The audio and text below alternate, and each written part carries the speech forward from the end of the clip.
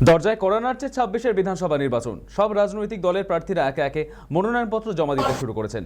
বুধবার বারাসাতে ডেম অফিসে নমিনেশন জমা দিলেন আইএসএফ প্রার্থী তাপস ব্যানার্জি। তিনি অশোকনগরের আইএসএফ এর তরফে নির্বাচিত প্রার্থী। মনোনয়ন জমা দেওয়ার সময় তার সঙ্গে উপস্থিত ছিলেন দলের কর্মী সমর্থকেরা। নমিনেশন জমা দেওয়ার পর সাংবাদিকদের মুখোমুখি হন তাপস ব্যানার্জি।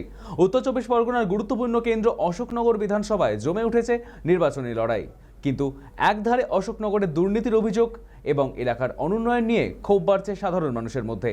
সেই প্রেক্ষাপটে এবার ময়দানে নেমেছেন আইএসএফের তাপস ব্যানার্জি। ভূমিপুত্র তাপস ব্যানার্জি প্রার্থী ঘোষণা হওয়ার পর থেকেই এলাকায় জোরদার প্রচার শুরু করেছেন তিনি।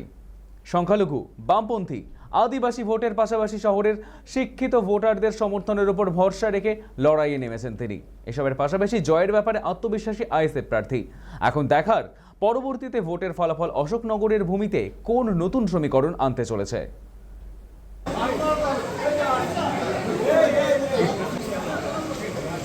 না, সিপিআই, সিপিএম এর লিবারেশন, সিপিএম সবাই আমার সাথে রয়েছে। বাইরে আমার মিছিলে এসছে তো তারা, আমরা সংঘবদ্ধভাবে লড়াই করছি।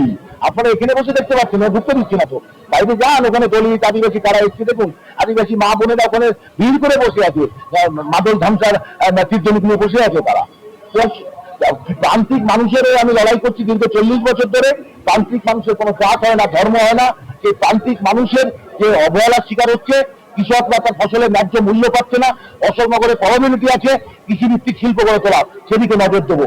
স্প্রিং মিল, যে স্প্রিং মিলটা ঐতিহ্যবাহী স্প্রিং মিল আড়াইসি, সেটা বন্ধ হয়ে রয়েছে। সেই স্প্রিং মিল এখানে কি জরিয়াত করবে, এখন প্রমোটিং হচ্ছে।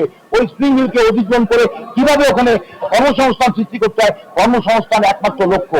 বাচ্চা বাচ্চা ছাগল চাষ হচ্ছে প্রাইমারি স্কুলে, গরু ছাগল প্রাইমারি স্কুলে বসছে, ছাত্র নেই, স্টুডেন্ট নেই। জলছুট যে সমস্ত স্কুল ছুট বাচ্চা তাদেরকে নিয়েছে, যাতে সরকারি শিক্ষা ব্যবস্থা শক্তিশালী করা যায়, সেদিকে আমার নজর। আপনাকে আরেকটা বলি, অশোকনগরের যে কটা স্বাস্থ্য কেন্দ্র আছে, বাথরুম করা মানে বিয়ে নেই, কি বলে দরজা নেই, বাথরুমে দরজা লাগানো নেই। এই 5 বছর ধরে অশোকনগরে কোনো ব্যবস্থা নেই উন্নত চিকিৎসা ব্যবস্থা। অর্থাৎ শিক্ষা, স্বাস্থ্য, কর্মসংস্থান, এটাই আমাদের লক্ষ্য।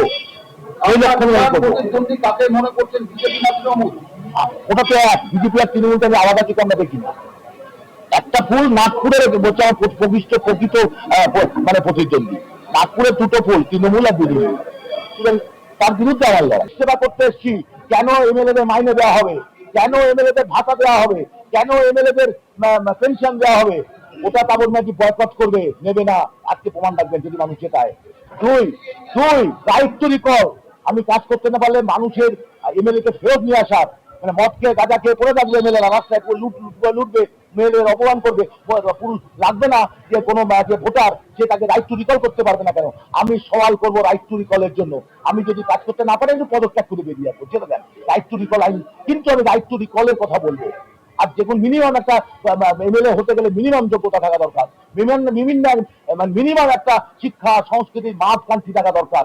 যাকে তাকে ধরে এমএলএ বানিয়ে দিলে যা পরিণতি হয় আজকে রাজ্যের সেই হচ্ছে। আমার প্রথম কাজ হচ্ছে অশোকনগরে বিগত দিনের যিনি বিধায়ক ছিলেন, তিনি অশোকনগরে এসে আমরা যে খেলাধুলা করতাম, ক্রীড়াঙ্গন স্বশাসিত সংস্থার অধীনে ছিল, সেই স্বশাসিত সংস্থার হাত থেকে কেড়ে নিয়ে এই প্রথম স্বাধীনতার পর অশোকনগরের ঐতিহ্যশীল যে ক্রীড়া, যেখানে মানে ফুটবল, ক্রিকেট, স্পোর্টস থেকে বড় বড় ন্যাশনাল প্লেয়াররা তৈরি হয়েছে, সমরেশ চৌধুরী হয়েছে, আপনারা জানেন, অসীম দাস তৈরি হয়েছে, সেই জায়গাটা আমাদের বিধায়ক কেড়ে নিয়েছিল।